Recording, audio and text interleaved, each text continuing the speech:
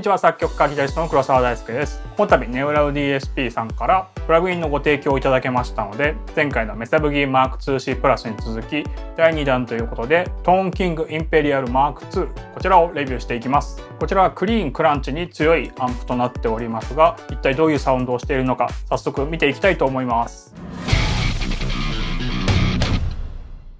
それではトーンキングインペリアル Mark2 をまずはデフォルト状態で音を聞いてみます。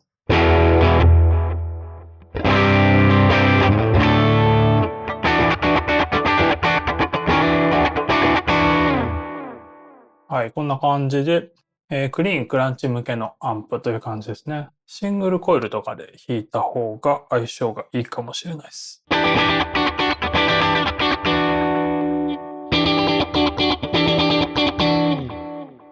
ではエフェクト等を見ていきましょう。まずは一番左はね、WOW ペダルですね。こういう感じで、MIDI ペダルとかをつなげばペダルで操作することができます。で、ちなみにこのアイコンをダブルクリックすることでこのようにバイパスすることもできます。ではペダル系ですが、コンプレッサーとオーバードライブが2種類ですね。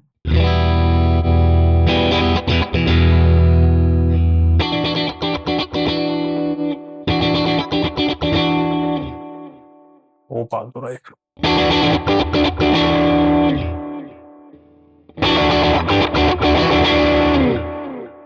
おそらくこっちがあまり歪みが深くないオーバードライブで、こっちが歪みが多少深めなのかな。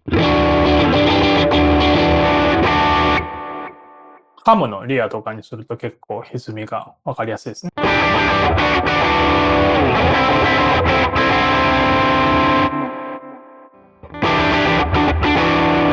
こちらの方がドライブマックスでもこんな感じの枯れたようなサウンドにしやすいです。ドライブ下げ目でレベル上げ目とか。ブースト状態を作ってあげるという使い方もしやすいかなと思います。で、アンプは基本的には1種類ですね。で、チャンネルが、リードチャンネルがこちらのつまみ。で、リズムチャンネルがこちらのつまみ。という感じで非常にわかりやすいです。キャビネットも、基本はコンボアンプですので、スピーカーは1個と。それに対してマイクが複数ありますと。そしておなじみのポストの EQ ぐらい1個ですね。そして空間系のエフェクターはコーラスがポストにありますね。アンプの後にあると。そしてディレイ、リバーブ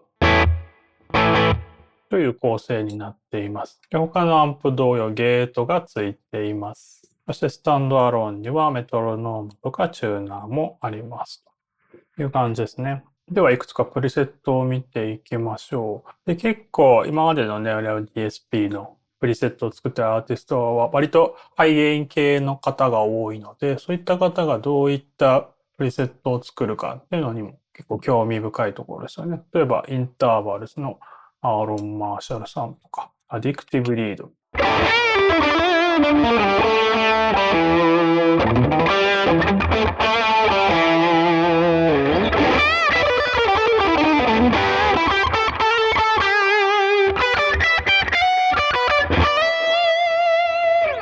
フロントピックアップとかでもね、合いそうです。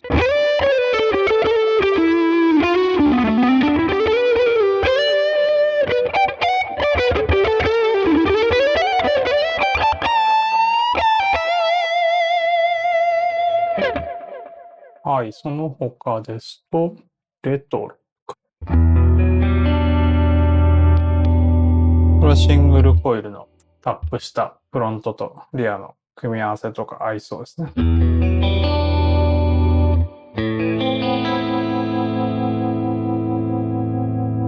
ィレイついてないんで、ディレイオンにしてもいいかもしれないです。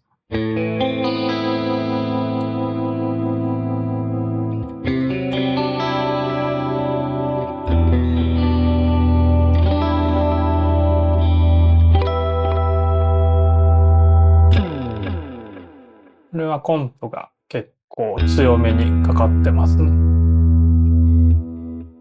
で、基本的にはこういったクランチクリーン系が得意なアンプなんですが、やり方によっては結構歪んだサウンドも出すことができます。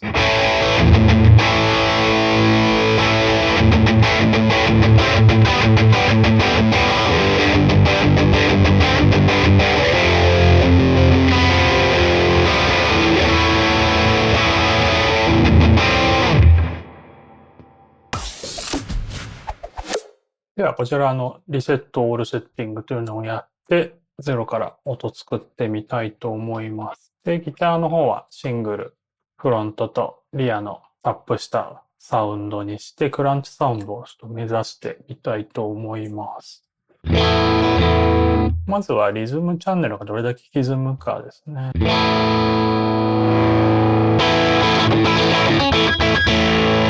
まあ結構全開に上げたらそこそこ歪むので、リードだとちょっとクランチというには歪みすぎるので、リズムの方でいってみましょう。で、きらびやかな方がいいで、トレブル上げ目で、まあベースは下げちゃうとスカスカになっちゃうから、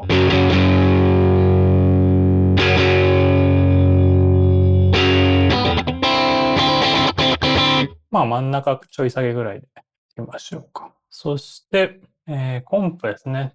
キリッとしたサウンド出したいので、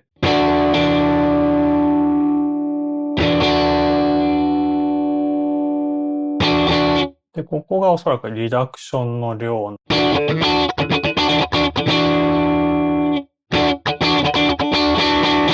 このファーストとスローで結構かかり具合変わりますね。で、あとブレンドか。ブレンドが、コンプかけてない音とかかった音をパーセンテージ決められるので、まあ、とりあえずは全開 100% にしておきましょう。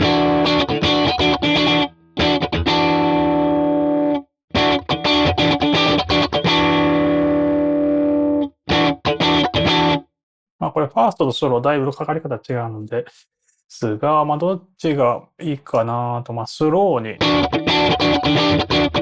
しましょうか。アタックがしっかりポコッと出てからコンプがかかってくれる方がパーカッシブになると思います。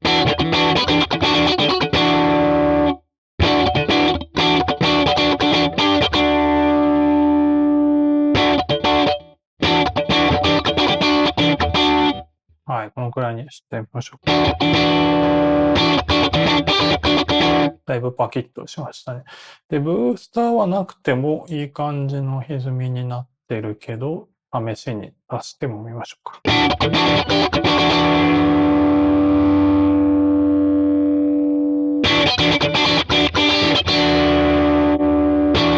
足した方がちょっとこういう噛みつき感が加わりますね。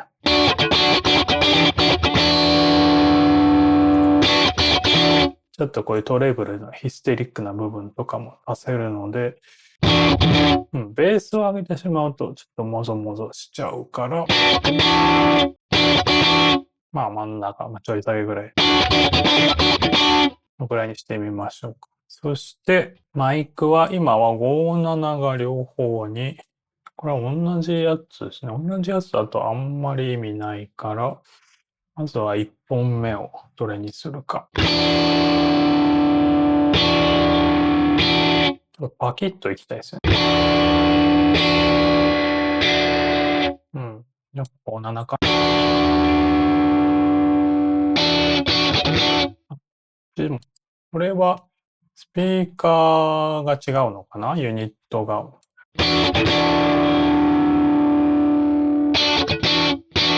まあ、試しにこっちもよりこう鋭い、こっちのオーナーにしてみましょうか。そしてもうちょっとふくよかさが欲しいので、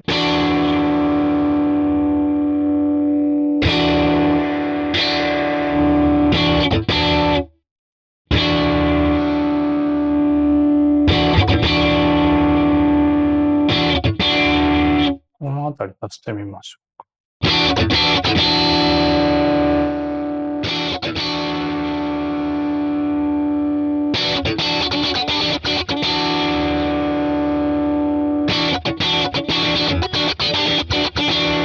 ょっとルームレベル。部屋なりですね。ちょっと余韻がリバーブっぽくなってるぐらいでもいいのかな。で、本体の方でもリバーブあるので、ブリングリバーブみたいな感じですね。これをもうちょこっとだけ。結構やっぱりタイム自体は長いので、タイムがあんまりというか、ここではいじれないので、ちょっとぐらいにしといた方がいいかもしれ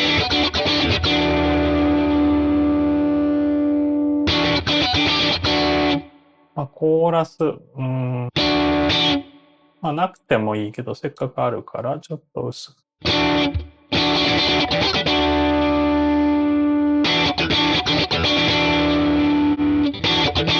やっぱりキレが悪くなるんで、コーラスはオフしときましょう。さっきのスプリングだけではなくて、こっちのディレイも。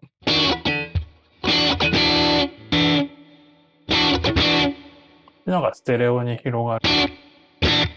いわゆるエフェクターのリバーブっていう感じがするので、ちょっとは加えたいですね。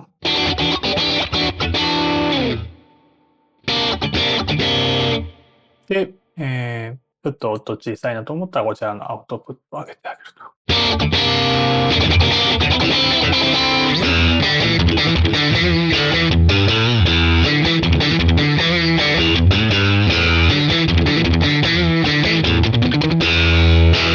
はい、こんな感じの音できました。じゃあ一旦保存しておきましょう。という感じで音を作っていきましたが、やってみた感じだと非常に作りやすいですね。まずパラメータが少ないのがわかりやすいし、だからミドルすらないんですね。なので、ミドルあたり下げたいなと思ったら、このポストの EQ で下げてあげる。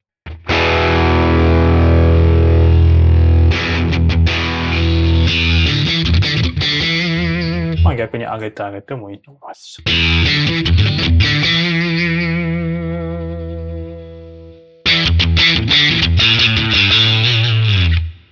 はい。という感じの使い方がいいんじゃないかなと思いました。で、僕自身結構ハイゲインで刻んだりするジャンルが多いので、あまりこっちのサウンドの専門家ではないんですが、それでもこんな感じのいい感じのサウンドが作れるので、ぜひともメタルとかメインでやってる方々にもおすすめしたいプラグインですね。で、もうなんかロゴをクリックすると色が変わるのですが、あんまりサウンドに影響があんまりというかないようですし、マニュアル見ても特に何も書いてないので、ただの気分なのかという感じですね。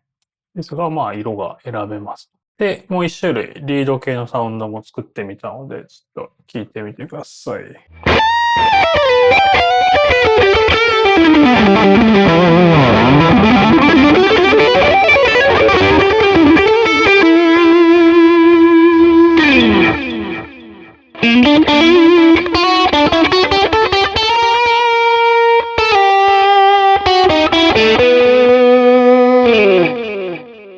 はい、という感じで、ピッキングの強弱でニュアンス出す系のソロとかも結構歪みが追従してくれるので、弾いてて気持ちいいアンプですね。というわけで今回ここで作ったプリセットとか、いくつかを概要欄からダウンロードできるようにしてありますので、ぜひとも鳴らしてみてください。こちらのプラグインは数日間デモ期間がありますので、ダウンロードして誰でも無料で日数に期限がありますが、お試し版の機能制限とかはなく、製品版と全く同様の状態で音を鳴らしたり保存したりすることができます。ぜひとも試してみてください。はい、いかがでしたでしょうか。なかなか自分自身もハイゲイン系をメインとしているので、こういったクランチの音を作るのっていうのは結構難しかったりするんですが、こちらのアンプは非常に作りやすかったですね。ソフトとして難易度は非常に優しい方だと思いましたので、こういったクランチ系のカッティングとか得意な方はぜひ検討してみてください。というわけでこちらのチャンネルではこういった機材の紹介とか音楽の作り方なんかを発信しておりますので、いいなと思っていただけましたら高評価やチャンネル登録などをよろしくお願いいたします。ありがとうございました。